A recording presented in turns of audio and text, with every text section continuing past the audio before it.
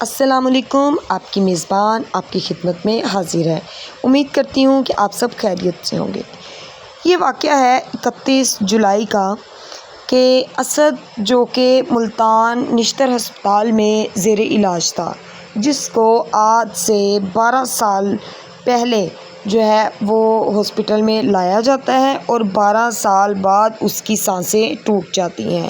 اسد کون ہے، کہاں سے تعلق رکھتا ہے، تمام تفصیلات جو ہیں وہ آپ کو اس ویڈیو میں بتاؤں گی۔ مارچ 2014 میں ایک مریض کو ہسپتال میں لایا جاتا ہے جس کے حرام مغز پہ چوٹ لگی ہوتی ہے اور روڈ ایکسیڈنٹ کی وجہ سے اس کی یہ کنڈیشن ہوئی اور اسے ہسپتال میں منتقل کیا جاتا ہے۔ اس وقت تقریباً اسد کی عمر 15 سال تھی اور وہ اسد جو ہے وہ ویسے تو کانشیس تھا، لیکن جو ہے وہ اس کی باڈی مکمل طور پہ حرکت نہیں کر پا رہی تھی۔ مکمل طور پر تو کیا، بالکل بھی حرکت نہیں کر پا رہی تھی حرام مغز میں چوٹ لگنے کی وجہ سے۔ کہا جاتا ہے کہ نشتر ہسپتال میں تقریباً ایک دن میں 3000-4000 جو ہے وہ پیشنٹ آتے ہیں اور وہاں پہ بہت مشکل سے بستر ملتا ہے، سفارشوں کے اوپر علاج کیا جاتا ہے۔ لیکن اسد کے ساتھ یہ معاملہ پیش نہیں آیا۔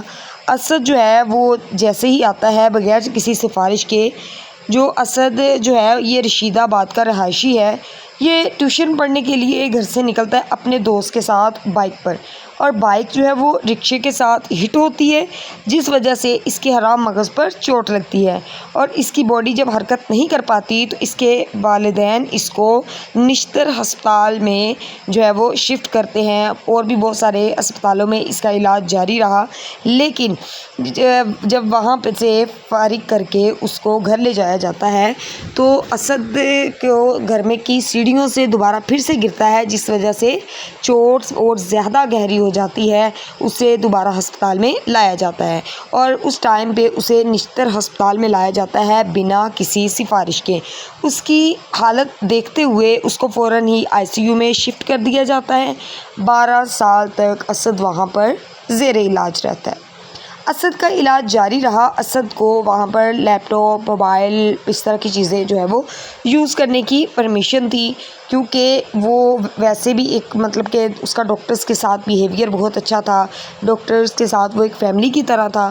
ڈاکٹر اسے ایک فیملی ممبر سمجھتے تھے اور اسے اس طرح سے ٹریٹ کرتے تھے کہ نہ صرف اس بچے کو اپنے ہاتھوں سے کھانا کھلاتے تھے بلکہ اس کے ساتھ بیٹھ کر گپ شپ بھی لگایا کرتے تھے۔ اور اس کے علاوہ وہ اسد کی جو ہے وہ برتھ ڈے تک ہاسپٹل میں ہر سال سیلیبریٹ کی جاتی تھی اور جتنے بھی ڈاکٹرز تھے وہ اس میں شامل ہوتے تھے۔ لیکن افسوس کی بات یہ ہے کہ اسد 12 سال تک نشتر ہاسپٹل میں ایڈمٹ رہا اور 31 جولائی کو 2026 کو اس کی ڈیتھ ہو جاتی ہے۔ اس کی زندگی کی جو سانسیں ہیں، جو سانسوں کی ڈور تھی، وہ ٹوٹ جاتی ہے۔ تو جتنے بھی ڈاکٹرز تھے وہ بہت زیادہ غمزدہ ہوتے ہیں کہ ان کا ایک فیملی ممبر جس طرح ہوتا ہے اس طرح سے وہ بچھڑ گیا، اور ان کا کہنا تھا کہ اسد کو اس ہاسپٹل میں ہمیشہ یاد رکھا جائے گا۔